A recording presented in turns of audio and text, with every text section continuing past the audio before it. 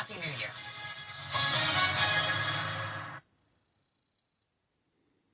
Tonight, breaking news, 2026 brings in with extreme weather from coast to coast. Snow and bitter cold from the Great Lakes to the Northeast. Millions waking up to frigid temperatures. A heavy snow squall ripping through Pennsylvania into upstate New York. While in the West, millions of Americans are under a flood threat as another round of heavy rain and mountain snow hits California.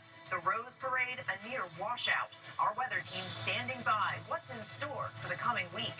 The deadly New Year's Day tragedy in the Swiss Alps. Dozens killed in a fire at a bar just after midnight. The frantic scene, flames quickly spreading, people running for their lives. The Swiss president calling it one of the worst tragedies the country has ever experienced. Tom Sufi Burridge from the scene.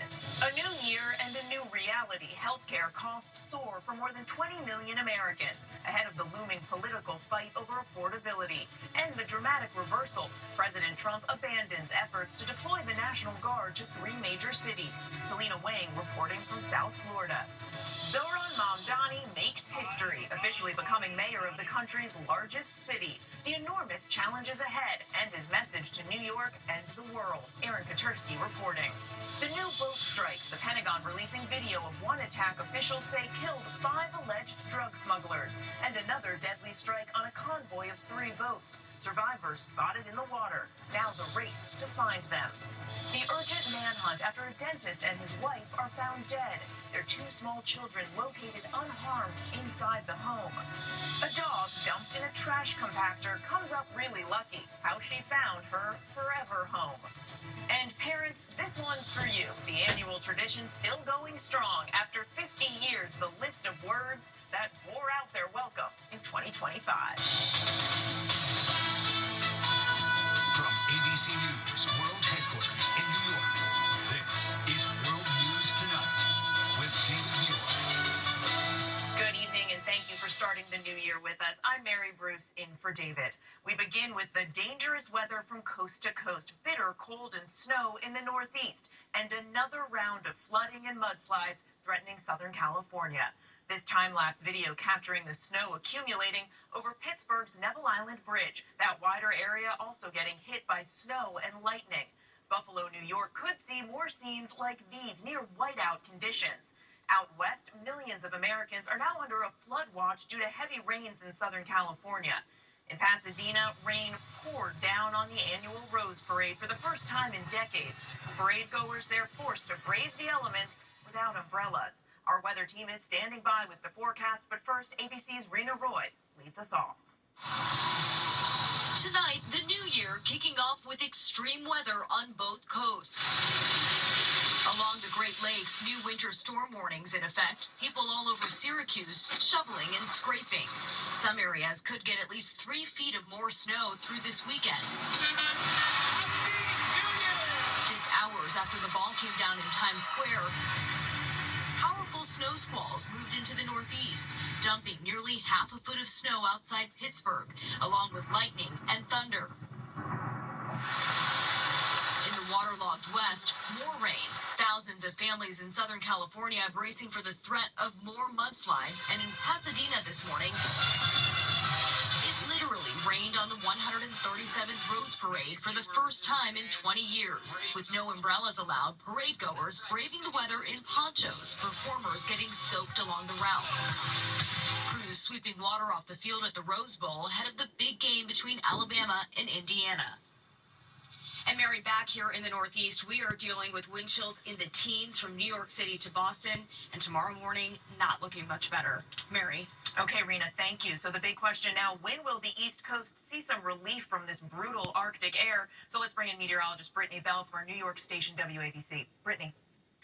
Mary, we have to wait until later next week to get some relief from these very cold temperatures. I want to get right to those frigid wind chills early tomorrow morning across the Northeast. It could feel like 11 degrees in New York City, also 15 below across portions of Maine. This Arctic blast also bringing in lake effect snow, and that continues tonight through tomorrow. There's a winter storm warning out for Erie and Buffalo. They could see up to a foot of snow, 1 to 2 feet possible in between Watertown and Syracuse. Now, as we head into next week, the eastern half of the country will likely see warmer than normal temperatures and near normal out west. west. And the last thing they need out west is more rainfall. They will get that Friday, lasting throughout the weekend. A widespread 1 to 2 inches of rain is possible, with up to 2 to 4 feet of snow in the mountains. Mary? Some wild weather to start the year. Brittany, thank you.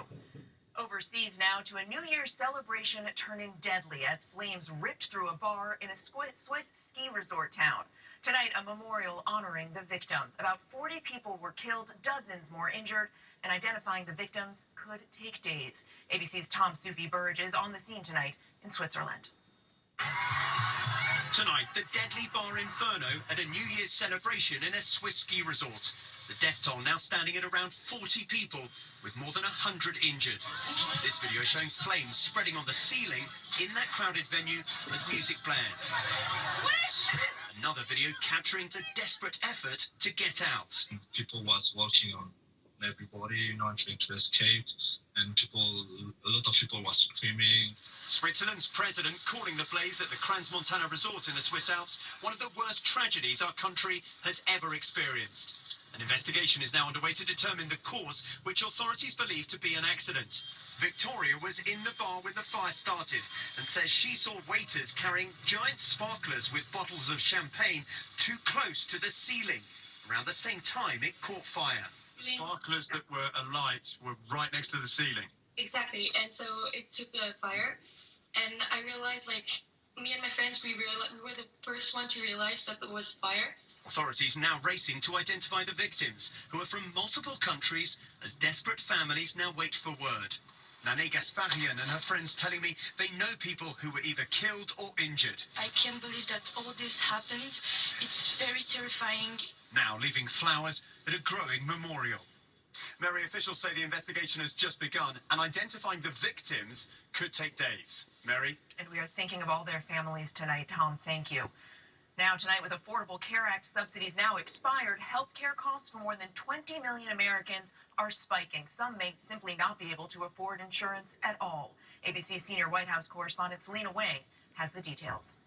Tonight, after months of Washington inaction, more than 20 million Americans hit with soaring healthcare costs as those affordable healthcare subsidies have now expired. Premiums skyrocketing 114% on average, according to the Kaiser Family Foundation. It's a massive financial blow for Americans like Dawn Wheeler in Kansas City. She's undergoing treatment for breast cancer that has spread to her liver and bones. She says her monthly premiums are now jumping from $69 to $272, and her deductible from $0 to $6,000. Just the chemo drugs alone are thousands, tens of thousands of dollars. Are you able to afford that pretty significant monthly increase? Not without dipping into savings. Dawn says she can't work because of her treatments. Her husband taking on more jobs to make ends meet. I'm really kind of scared going into this year. The subsidies were created in 2021 to lower insurance costs during the pandemic. Since then, enrollment in the Affordable Care Act has nearly doubled. For months, Democrats fought to extend the tax credits. They were at the heart of the fight on Capitol Hill that led to the longest government shutdown in U.S. history. But that effort failed. Republicans still haven't agreed on a health care plan, and Trump has not released one either. During the campaign, he said he had concepts of a plan. I'd like to see the money that is going to the insurance companies by the hundreds of billions of dollars. I want that money to go to the people directly and let the people buy their own health care. Trump hasn't explained how it would work and what it would mean for health care premiums, especially for the millions now scrambling to figure out how to afford or even keep their insurance. And also tonight, Mary, President Trump is announcing that the National Guard is leaving Portland, Los Angeles, and Chicago, but warns, quote, "We will come back if crime begins to soar again." But Mary, the president is keeping the National Guard troops on the ground in Memphis, New Orleans, and Washington, D.C. Okay, Selena, thank you. And now to a new era in New York City as Zohran Mamdani is sworn in as mayor. The 34-year-old is the first Muslim and first person of South Asian descent to lead the nation's largest city. Here's ABC's Aaron Katursky. Tonight, a new era in the nation's largest city. I, Zohran Kwame Mamdani, Do solemnly swear do solemnly swear 34-year-old Zoran Mamdani, propelled to office by immigrants, transplants, young people, and minority groups, publicly sworn in as New York's first Muslim mayor before a freezing crowd, ushering in generational, religious, and ideological change. I was elected as a democratic socialist, and I will govern as a democratic socialist. Mamdani also extending a hand to skeptics of his ambitious plans to make one of the world's most expensive cities more affordable. If you are a New Yorker, I am your mayor. Mamdani's rise from political obscurity stunned the city and the country, and he's out to prove it was no fluke. So standing together with the wind of purpose at our backs, we will do something that New Yorkers do better than anyone else. We will set an example for the world. Mamdani has already confounded expectations, as you well know, Mary, when he was charming President Trump there at the Oval Office back in November. Tonight, he's on the street talking affordable housing. Mary? And that ambitious to-do list ahead of him. Aaron, thank you. Next here tonight, the Pentagon releasing this video of a U.S. military strike against 2 suspected drug boats, but providing few details and no location. They say 5 alleged drug smugglers were killed. The U.S. also targeting a convoy of 3 boats in the Eastern Pacific on Tuesday. 3 people were killed, at least 6 jumping overboard. The race now on to find those survivors. And now to the manhunt after a chilling discovery in Columbus, Ohio. A dentist and his wife found shot to death inside their home. Their young children were also inside, but thankfully safe. Here's ABC's Ike Ajachi. Tonight, police cars and crime scene tape surrounding a Columbus, Ohio home in Wineland Park, a historic close-knit neighborhood now gripped by fear. Inside, officers say 37-year-old dentist Spencer Tepe and his 39-year-old wife Monique, parents of 2 young children, were found shot to death Tuesday after multiple 911 calls from friends and co-workers, this one asking for a welfare check when he didn't show up for work. He is always on time, and he would contact us if there was any issues whatsoever. And we can't get in touch with his wife, which is probably a little bit more concerning thing. Investigators say there were no obvious signs of forced entry and no gun recovered at the scene, and they do not believe this was a murder-suicide. 2 small children were found inside the home unharmed. Tonight, a small memorial of sunflowers and roses just steps from their front door. Mary, police are still searching for answers, and they're asking anyone with information to contact them immediately. Mary? Thanks, Ike. We know you'll stay on this. And across the country tonight, the new year brings new laws impacting how we work, live, and play. Minimum wage increases from coast to coast in nearly 20 states, impacting more than 8 million workers. Washington state now has the highest minimum wage at $17.13. And new paid family and medical leave programs taking effect in Minnesota, Maine, and Delaware, where eligible employees can now take up to 12 weeks per year. And when we come back, the list of words that overstayed their welcome in 2025. Parents, this one is for you. And an historic landmark is devastated by fire just after midnight on New Year's Day. 2 planes clipped wings on the tarmac in North Carolina, and the pup who landed on her feet after a harrowing ordeal. Next tonight, a mishap at Raleigh-Durham International Airport. 2 planes clipping wings on the tarmac.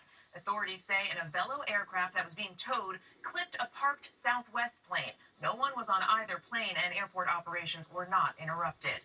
And overseas now to a historic Dutch church devastated by a fire on New Year's Day. The flames triggered evacuations and caused extensive damage to the 150-year-old Amsterdam cultural landmark. No word tonight on the cause. And when we come back, the terrified pup who caught a really lucky break, and the words that some say got too much use in 2025. To the index now, a university in Michigan is out with its annual list of words that they say wore out their welcome in 2025. Topping the list, you guessed it, 6'7". A catchphrase for kids, 6'7" is followed by demure, cooked, massive, and rounding out the top 5, incentivize. And a happy ending for a Southern California pup who almost didn't make it. The 1-year-old terrier mix, now known as Flan, was discovered inside a trash compactor by a Gardena police officer who heard her whimpering on Christmas Eve. That same officer and his family adopting Flan, giving her a forever home. And when we come back, we had football here last night, so David is here tonight with his New Year's message and a personal look behind the scenes here at ABC News. And finally tonight, here from atop the Disney ABC headquarters here in New York City, the Robert Iger building, I have a personal note I wanted to share with all of you at home. We do this every year, but I think it's so important. First of all, I just wanted to thank all of you at home for tuning into the news every night, even when it's difficult to watch. We are grateful to have you with us each and every evening. I also wanted to thank the people behind the scenes here at ABC who make this broadcast possible every night. They're my friends, they're my family here at work, and they are as caring and as committed as you could imagine. I am grateful for them, and I'm grateful for all of you at home. Happy New Year. I'm David Muir from all of us at ABC News. Thank you for watching, and I'll see you next year. Good night.